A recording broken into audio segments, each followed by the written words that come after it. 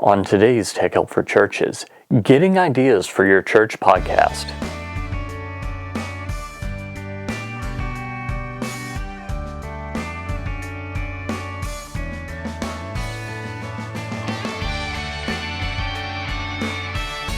Hi, and welcome again to another episode of Tech Help for Churches. This is the show where every week I help you with new media, social media, the internet for your church. My name is Paul Allen Clifford. I'm your host, and I'd love for you to join the conversation, so just do that below the video. Now, if you're one of the people that's subscribed to the audio or video podcast, which you can do for free over at trinitydigitalmedia.com/subscribe, then there's no good place to put it. So just head over to trinitydigitalmedia.com/THFC and leave your comment there. That's a good way to do it as well. So, you might be thinking about doing a podcast. Most churches default to the sermon podcast. Nothing wrong with that, except most churches default to the sermon podcast. So, do you see the problem? The problem is you won't stand out. Every single church that has a podcast probably has a sermon podcast. So there's thousands or tens of thousands or maybe even millions of church sermon podcasts. So how can you stand out from the crowd? How can you not replicate what other people are doing? Now, I recognize that your sermons are going to be different, but it's not necessarily the case that someone's going to subscribe to your sermon podcast because they like the style of your pastor, unless your pastor's really well known, but that's not going to be most churches. So how can you stand out? Well, do something different. Do something other than a podcast of the sermon. So the next question that probably pops into your head is, okay, Paul, I'm game. What should we do? Well, I don't know. I quite frankly don't know. But in the vein of lighting a candle and not cursing the darkness, instead of letting you think, oh, well, I'm sure there's something, and not knowing what that is, I want to propose to you that you brainstorm some ideas. So let's start out with one that's pretty straightforward when it comes to brainstorming, and that's the first rule. The first rule is we do not edit. Trust me on this. Creation comes from a different part of your brain than editing. So if your brain starts going, well, that's a stupid idea, no, dismiss that. Dismiss that it's a stupid idea and just keep going. Keep creating. Bad ideas form good ideas, so just put the bad ideas down just like you do the good ideas. Okay, so rule number one. In fact, most people are creative. They just rule out all the bad ideas, and by doing that, they also chase out the good ideas.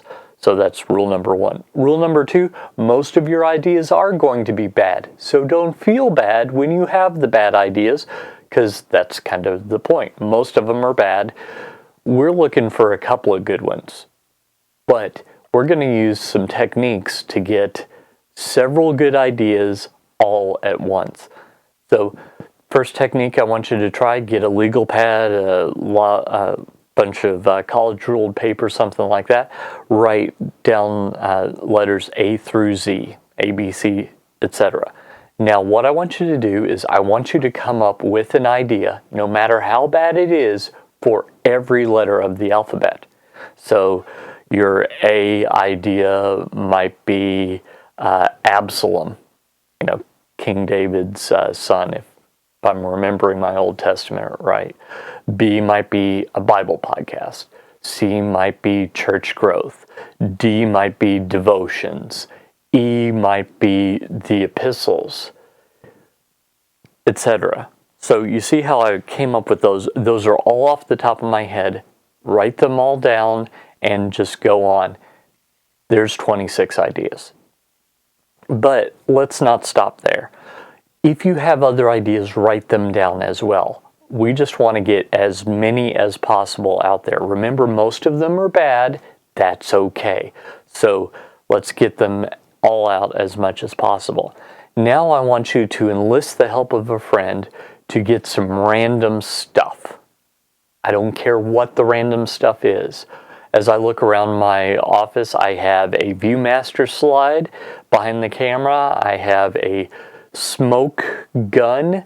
It shoots like haze or fog that I got at a previous job. I see some wood glue. I see a mask that I made in 7th grade art class.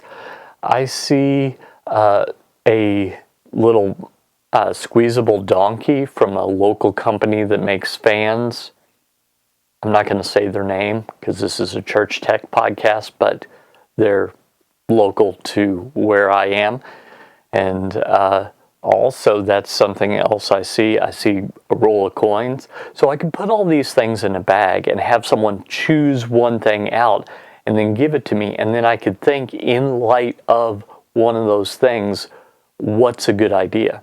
So in light of the Viewmaster slide, now, if you're not a child of the late 70s, early 80s like me, I'm 42, maybe mid 80s is more accurate. You might not know what Viewmaster is. Think of that as kind of like Google Cardboard is now, where you put your smartphone in and you can see in 3D. Well, this was just stills, and they would have like 2 pictures in it, and you would see in stereo, so you'd see 3D. So in light of that, I think about 3D movies. You know, I just saw Star Wars in 3D. I also saw Alice in Wonderland in 3D. I also saw, I think, Kung Fu Panda 2 in 3D and Avatar in 3D. I don't generally like 3D movies. I don't think they have them down yet. But, and by the way, that's not the technology I don't like. I think the storytelling isn't quite right. I think that they're not used to the rules of 3D, which are yet to emerge. But all that said, I could do a movie podcast, all from the Viewmaster slide. I could talk about classic literature, Alice in Wonderland. I could talk about science fiction, Star Wars, and Avatar. I could talk about kids' movies. There you go. Something else that I could talk about just from that one Viewmaster slide that's in a clear container that I had when I had the slide when I was a kid, and I found it in my mother's house and thought it was neat. So you have all these options of ways to think of ideas. So those are just a few. Google some different techniques for brainstorming and try and do those techniques. Maybe get together with a small group of people and bounce ideas off of each other. Don't let anyone edit, just come up with ideas. That's step number 1. Don't stop until you've got a couple hundred good ideas. And I gave you an easy way to get 26, probably another 26 if you just kept writing, and maybe even another 25 or so with random stuff. So you could probably get to 75 ideas very quickly. Remember, we're looking for 1 or 2. So most of them are bad. That's okay. So when you do that, I want you to get your whole list together, set it aside, sleep on it a couple of days, because you need your subconscious mind to work on the problem. When I come up with topics for the podcast that I do, and I do 4 a week, mind you, I don't come up with the idea and immediately do the podcast. I come up with ideas well in advance. In fact, you can see right here on my computer monitor, I'm trying to point to it where it's obvious. Yep, right there. That is a little document that has all the ideas that I come up with. I call it Ideas for Next Week, and I come up with a week's worth of ideas, then another, and I've had some ideas that have been on there for months and other ideas that I just came up with a couple of days ago. But letting your subconscious mind work on a problem helps solve the problem. That's why we say, oh, I better sleep on it. What you're actually saying is, let me let my subconscious mind think on that for a while and see if we come up with a better idea. So sleep on it. Finally, step 3. Step 1, come up with a bunch of ideas. Most of them are bad. That's okay, write them all down. Step 2, oh, and writing them all down is very important to that so that you can access them in step 3. Step 2, sleep on it, let your subconscious mind work on it. Step 3, go back and revisit your ideas and eliminate all the bad ones. See if you've got half a dozen, and then start bumping them off people. Bounce them off, see what they do. Especially think about who you're trying to reach with this idea and find someone in this group.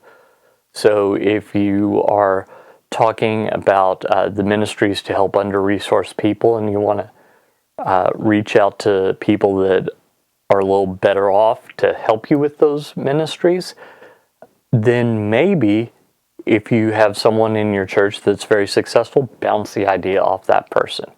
If you're trying to help children, bounce the idea off some parents. Something like that. So step 1, create the idea. Step 2, sleep on it. Step 3, edit them down to a few good ones. And step 4, bounce them off other people and see if you don't come up with some good ideas for shows that your church can do to stick out from the crowd, to be more clear about the message that Christ has given you, and to make it where it's easier to find.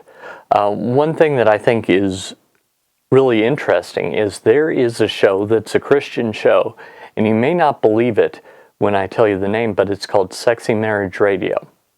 And they are invading the space of many secular shows. So is your church willing to do that? Are you willing to invade the space of secular shows to light a candle?